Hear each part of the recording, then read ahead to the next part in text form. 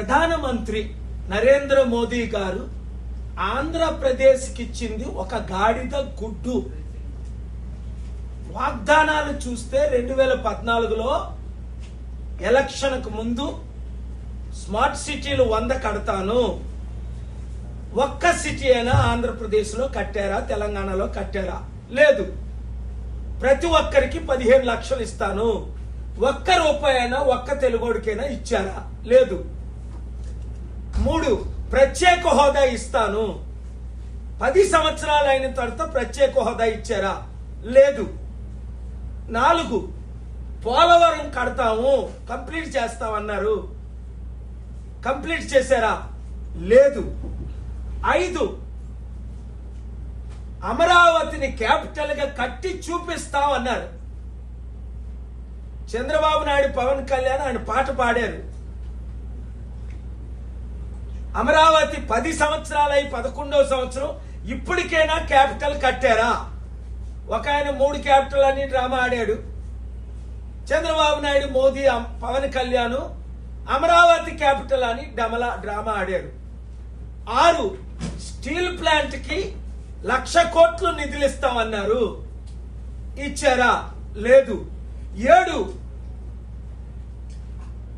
2 కోట్ల ఉద్యోగాలు, 20 లక్షల ఉద్యోగాలు ఆంధ్రప్రదేశ్ తెలంగాణకి ఇస్తానన్నారు సంవత్సరానికి అంచనాగా.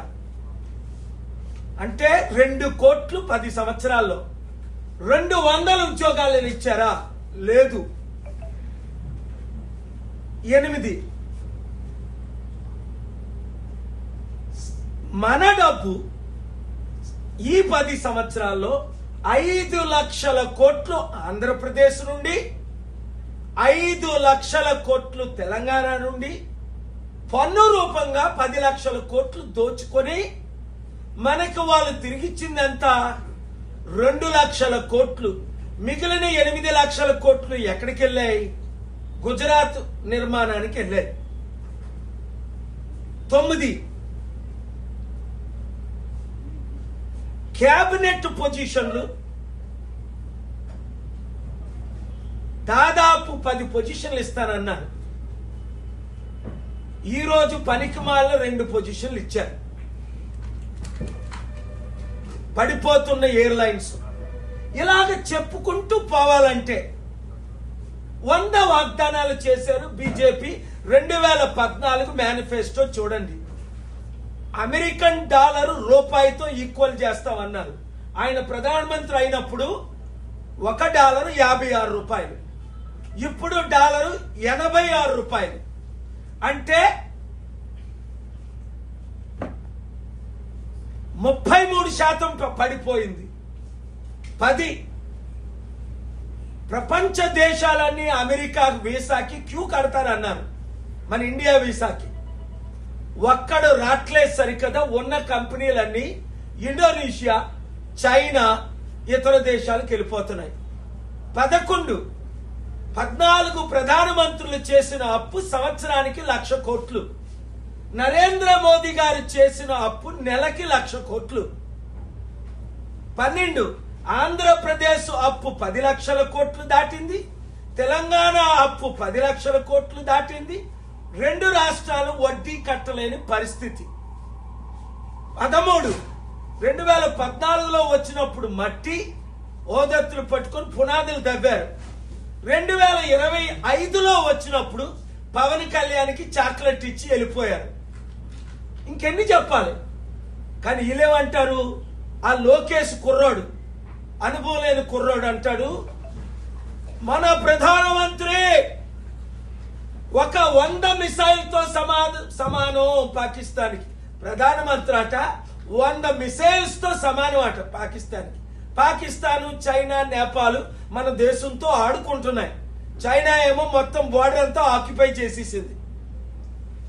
15 పవన్ కళ్యాణ్ మోదీని తిట్టి, మీరు నార్త్ ఇండియన్ పార్టీ, ఇది హిందీ వాళ్ళ పార్టీ అన్నోడు ఈరోజు ప్రధానమంత్రి పాదాల మీద పడితే ఉప ముఖ్యమంత్రి పదవి ఆయనకి,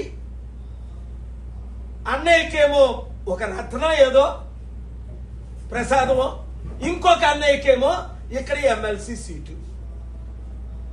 16 చంద్రబాబు నాయుడు ఏమన్నాడు?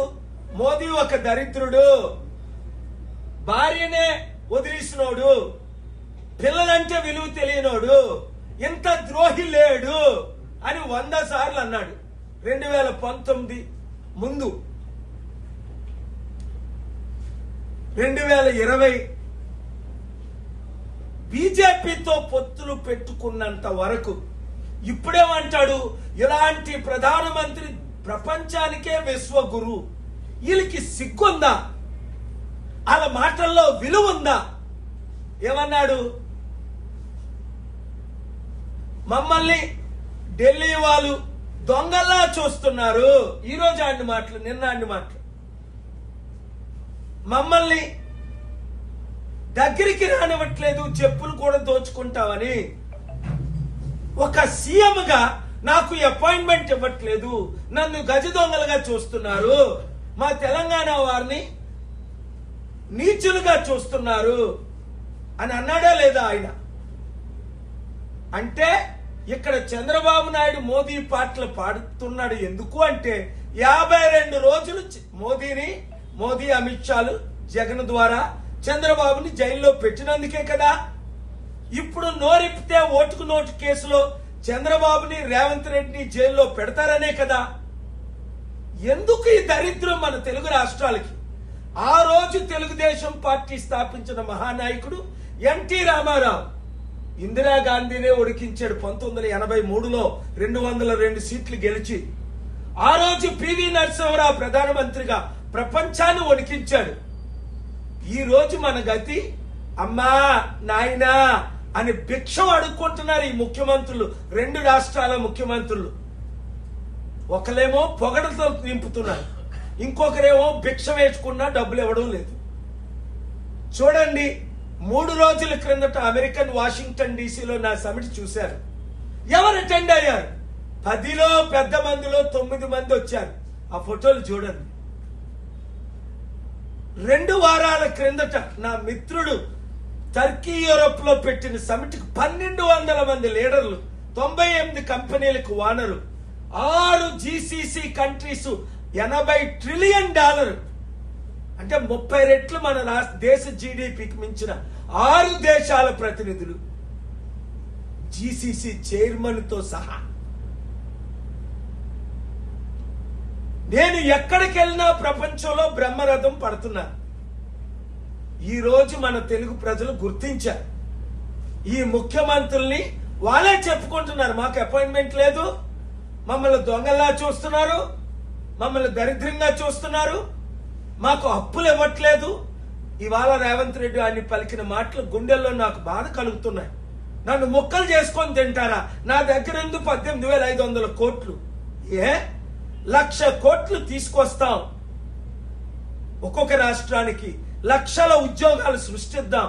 100 కంపెనీలు ఇప్పుడు వరకు తీసుకొచ్చారు, 5 లక్షల కోట్లు డొనేట్ చేశారు. చేద్దామంటే పట్టించుకోరే, వాళ్ళు చెయ్యరు, మనల్ని చెయ్యనీయరు. కనుక బీసీ బానిసలారా, ఎస్సీ ఎస్టీ బానిసలారా, క్రిస్టియన్ ముస్లిం బానిసలారా, ఇప్పుడున్న పార్టీలన్నీ మోదీకి తొత్తులే, మోదీ చెంచాలే. మోదీని ఢీ కొనాలంటే ఒక నాయకుడు కేఏ పాల్. మోదీని ఢీకొని స్టీల్ ప్లాంట్ అమ్మకాన్ని ఆపలేదా? మోదీని ఢీకొని ప్రత్యేక హోదాకి హైకోర్టు నుంచి ఆర్డర్ తేలేదా? మోదీని ఢీకొని ప్రపంచమంతా సమిట్లు పెట్టి మన సత్తా November 23 last year Los Angeles లో చూపించలేదా? ఇప్పటికైనా మనోనేత్రాలు తెరవండి. 7569441275 గ్రూపులు పెట్టండి. తణుకైతే తణుకు, గుంటూరు అయితే గుంటూరు, కరీంనగర్ అయితే కరీంనగర్ గ్రూప్ స్టార్ట్ చేసి 100,000 మందిని చేర్చండి. ఎందుకంటే ఇప్పుడున్న పార్టీలందరినీ, అన్ని పార్టీల్ని ప్రజలు తిరస్కరిస్తున్నారు. మార్పు రావాలి, ఆ మార్పు మనమే తేవాలన్న నిర్ణయంతో ప్రతిరోజు 1000 మంది జాయిన్ అవుతున్నారు. Thank you very much. ఈ వీడియో అందరికీ షేర్ చేయండి.